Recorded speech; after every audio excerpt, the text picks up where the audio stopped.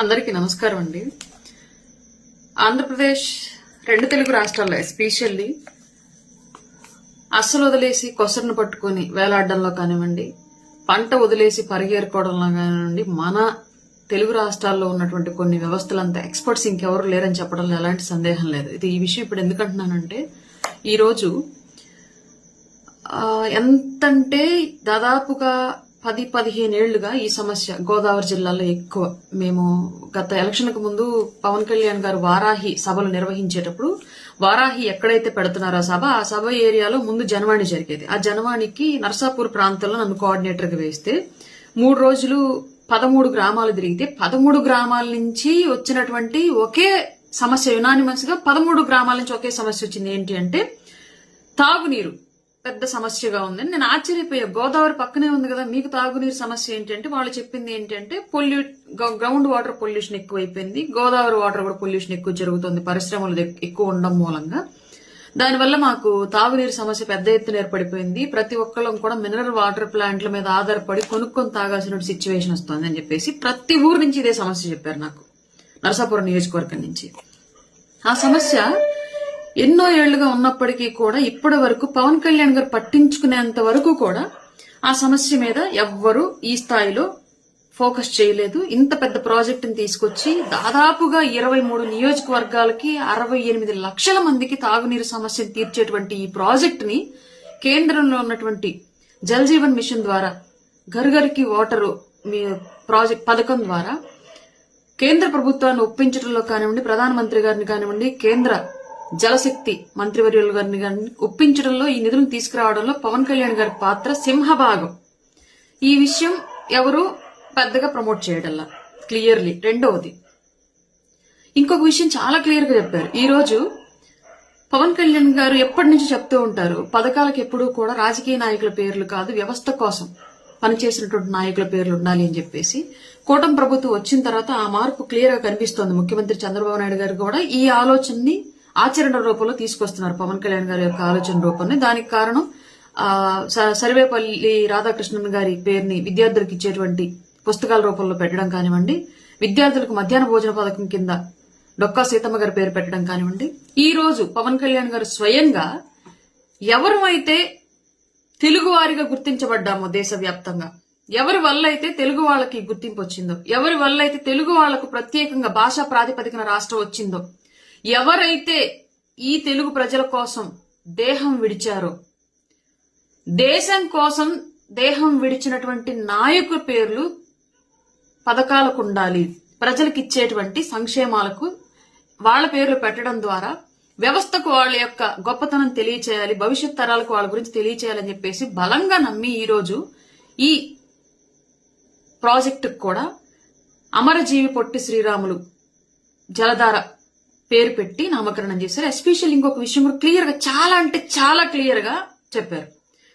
కర్ర విరగకుండా పాము చావకుండా ఒక విషయం చాలా క్లియర్ గా చెప్పారు. అమరజీవి పొట్టి శ్రీరాములు గారి విగ్రహానికి మాల వేద్దామని చెప్పేసి వెతికితే విగ్రహం లేదు ఎక్కడ అందుబాటులో, ఎక్కడో ఒక సామాజిక వర్గానికి సంబంధించినట్టు ఒక సత్రం దగ్గర ఉందని చెప్పేసి చెప్పారు. బాధేసింది. ఈ తెలుగు వాళ్ళకి రాష్ట్రం తీసుకొచ్చింది ఆయన, ఈ తెలుగు వాడికి దేశవ్యాప్తంగా గుర్తింపు దక్కింది పొట్టి శ్రీరాములు గారి వల్ల. కానీ ఆయన విగ్రహం లేదు. వాళ్ళ రాజకీయ నాయకుల విగ్రహాలు వీధుల్లో ఉంటున్నాయి. ఎప్పటి నుంచో మేము చెప్తూనే ఉన్నాం, పవన్ కళ్యాణ్ గారి యొక్క ఆశయ సాధనలో నడవడం అలవాటైన మాకు ఆయన భావజాలం కూడా ఇన్బిల్ట్ గా వచ్చేస్తుంది క్లియర్లీ.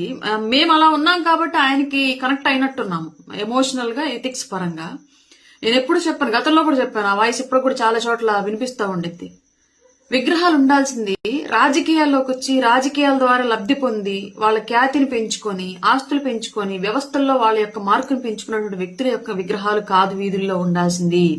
ఈ దేశం కోసం దేహం విడిచినటువంటి మహనీయుల విగ్రహాలు వీధుల్లో ఉండాలి. నిద్ర లేస్తే ఒక విద్యార్థికి ఆ మహనీయుడి విగ్రహం చూస్తే తన భవిష్యత్తుని ఎంత ఉన్నతంగా దిద్దుకోవాలని చెప్పేసి ఆలోచన కలగాలి. అట్లాంటి వ్యక్తుల విగ్రహాలు మేము నిద్రలేసి తిరిగేటప్పుడు మాకు వీధుల్లో కనిపిస్తే మా బిడ్డల భవిష్యత్తులు బాగుంటాయి, భావితరాల భవిష్యత్తులు బాగుంటాయి. కానీ ఈ రోజు రాజకీయ నాయకుల విగ్రహాలు మాత్రం వీధుల్లో కనిపిస్తున్నాయి.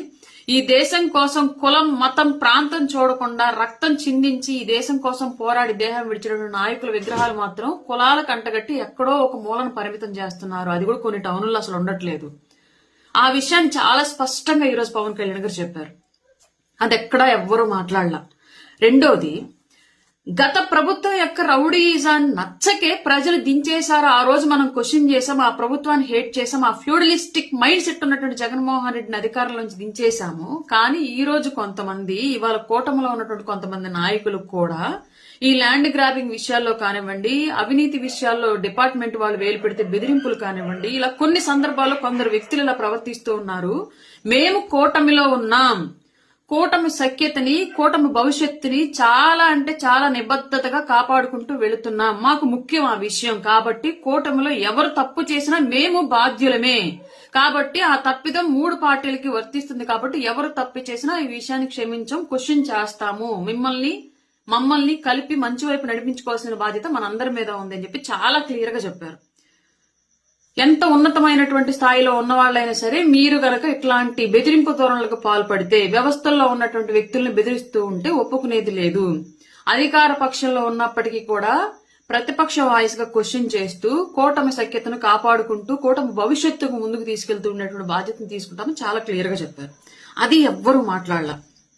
అలాగే కులాలకు కాదు పదవులు కావాల్సింది, గుణానికి పదవులు కావాలి అని చాలా క్లియర్ గా చెప్పారు. ఏ కులంలో కూడా అందరూ గుణవంతులు ఉండరు. గుణవంతుడు ఎప్పుడు కులం జెండా పట్టడు, అన్ని కులాలు సమానంగా చూస్తాడు. ఈ మధ్య కొత్తగా చాలా మంది ఫలానా కులానికి రావాలని చెప్పేసి కొత్తగా కులవాదం తీసుకొచ్చేసి జగన్మోహన్ రెడ్డి టైంలో మాత్రం గట్టిగా గుద్దుతున్నా సరే, రొప్పుబడుతున్నా సరే అమ్మా అని పెద్దగా అరవలేక లోపల కుమిలిపోయినటువంటి కుల వ్యవస్థలు కొంతమంది ఈ రోజు కూటమి ప్రభుత్వం